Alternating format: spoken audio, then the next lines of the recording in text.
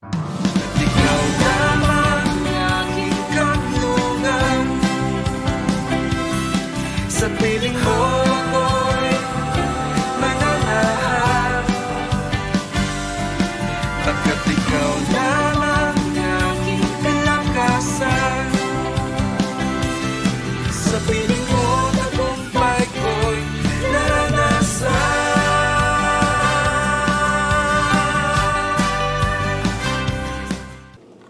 Isang pinagpalang araw po sa bawat isang masusugid na taga-subaybay nitong ating programang araw-araw na pagpapala. So, kumusta pong muli kayo? Ito pong muli si Pastor Alina na talaga naman pong na-miss ko po kayo. Medyo matagal po tayong hindi nagpangita dito sa ating online program ng araw-araw na pagpapala. And I pray na ang bawat isa sa atin ay tunay nga na araw-araw ay patuloy po nating nararanasan at patuloy po tayong nakakatanggap ng pagpapala mula sa ating Panginoon. Amen po? So tayo po muna ay manalangin. Hallelujah. Father, in Jesus' name, salamat po, O Lord God. Magandang araw po, Panginoon, sa araw nito, O Diyos. At salamat po, Lord, na patuloy po naming nararanasan araw-araw, O Diyos, ang kabutihan mo. At ang pagpapala mo, O Diyos, ay patuloy naming nararanasan araw-araw. Thank you, Lord. In Jesus' name we pray. Amen and amen. So, yun sa araw na ito, ay ang ibabahagi ko po ay mula sa aklat ng Book of Jeremiah 33:3. Sabi po dito, sa English, sabi po dito, "Call to me and I will answer you and tell you great and unsearchable things you do not know." Sa Tagalog, sabi po, kung mananalangin ka sa akin, tutugunin kita at ipahahayag ko sa iyo ang mga bagay na dakila at mahiwaga na hindi mo pa nalalaman. Praise God.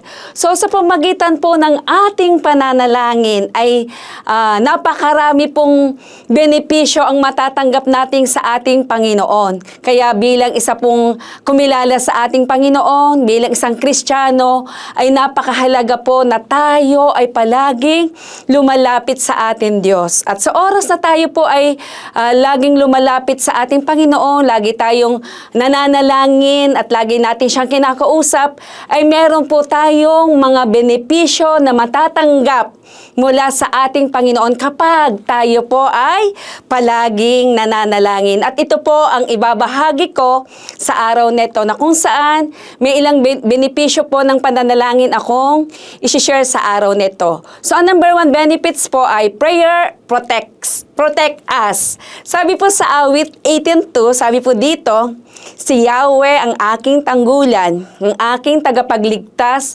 Diyos at kanlungan, tagapag-ingat ko at aking sanggalang." Siya ang patuloy na nag-iingat sa atin. Alam niyo po ba na ang ating Panginoon, kapag tayo po ay laging lumalapit at nananalangin sa Kanya, tunay nga na tayo ay iniingatan ng ating Panginoon. Saan man po tayo madako, saan man tayo magpunta, kapag tayo po ay palaging nananalangin at the same time, di ba, kapag tayo ay aalis, napakahalaga po na tayo ay lumalapit at dumudulog sa ating Panginoon.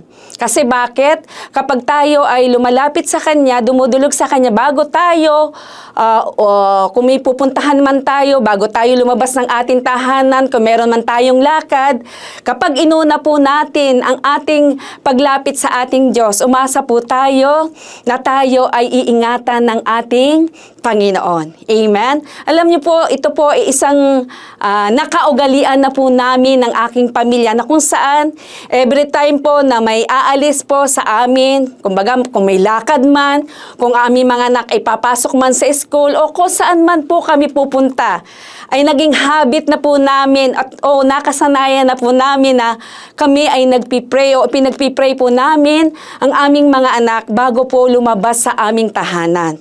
At alam po namin na kapag ganito ang lagi namin ginagawa, ay talaga naman pong iniingatan ng ating Panginoon ang lakad kung saan man kami pupunta. Kaya ito po ay ginagawa po namin. Hindi po sila umaalis hanggat hindi po namin sila na ipapag-pray. So yun, mahalaga po na lagi tayong nananalangin at lumalapit sa ating Panginoon. So yun po ang unang benepisyo. At ang ikalawa naman pong benefit, sabi po dito, prayer draws you closer to God. Sabi po sa James 4:8, sabi dito, come close to God and He will come close to you. Amen, amen. So sa pamamagitan po ng ating pananalangin at palaging pagdulog sa ating Diyos, ay umasa po tayo na siya ay magiging malapit sa atin. Amen.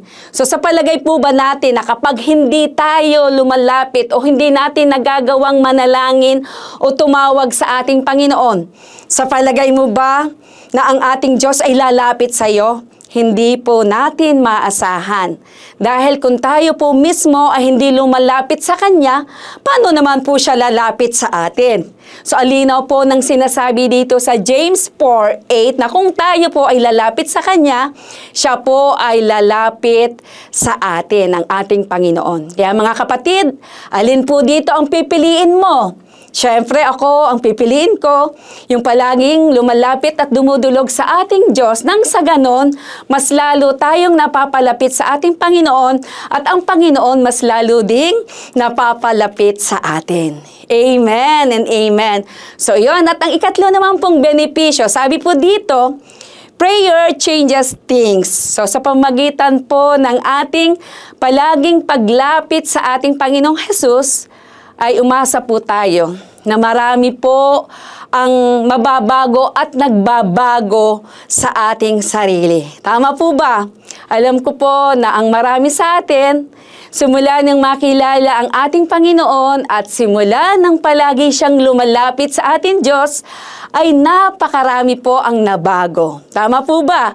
At patuloy na binabago ng ating Panginoon. Sabi po sa 2 Corinthians 3:18, sabi dito, at ngayon, naalis na ang talukbong, nagniningning sa ating mga mukha ang kaluwalhatian ng Panginoon. At ang kaluwalhatian ayan na nagmula sa Panginoon, na siyang Espiritu, ang siyang magbabago sa atin mula sa antas ng kaluwalhatian hanggang tayo'y maging kalarawan niya. Amen. So napakahalaga po na sa buhay natin na tayo ay palaging lumalapit at dumudulog sa ating Panginoon. So ito po yung ilang benepisyo na ating matatanggap kapag tayo ay laging lumalapit sa ating Panginoon. At dito ko po muna tatapusin at may mga ilan pa pong natitira na benepisyo. May ilan pa po akong ibabahagi na benepisyo na ating matatanggap kapag tayo ay palaging nananalangin. Isishare ko po ito sa susunod nating pagkikita. And I pray and I believe na ang bawat isa sa atin ay meron pong natutunan at napaalalahanan sa araw neto na as a Christian, bilang anak ng Diyos at bilang kumilala sa ating Panginoon, napakahalaga po na tayo ay palaging lumalapit at dumudulog sa ating Panginoon. So tayo po ay manalangin. Hallelujah.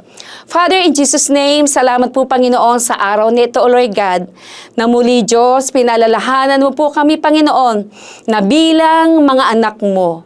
At sa iyo ay napakahalaga po Panginoon na kami ay palaging nananalangin at lumalapit sa iyo, O Diyos. Lord, salamat po Lord, na sa pamagitan ng aming pananalangin, Panginoon, ay patuloy po naming nararanasan, O Lord God, na kami, O Diyos, ay palagi mo pong iniingatan at sinasamahan, O Lord God. Salamat po, Lord, na mas lalo po naming nararamdaman, O Diyos, kapag kami ay laging lumalapit sa iyo, O Diyos, na ikaw ay nagiging malapit sa amin. At kami din po, O Diyos, mas lalo po kaming napapalapit sa iyo, Panginoon, O Lord God. Salamat po, Lord, sa araw nito, Panginoon, na saan man kami madako, Panginoon, through our prayer, O Lord God, ay lagi ka po naming kasama, Panginoon, O Lord God. At sa buhay po namin ay tunay nga, Ama, na unti-unti mo po kaming binabago, O Lord God.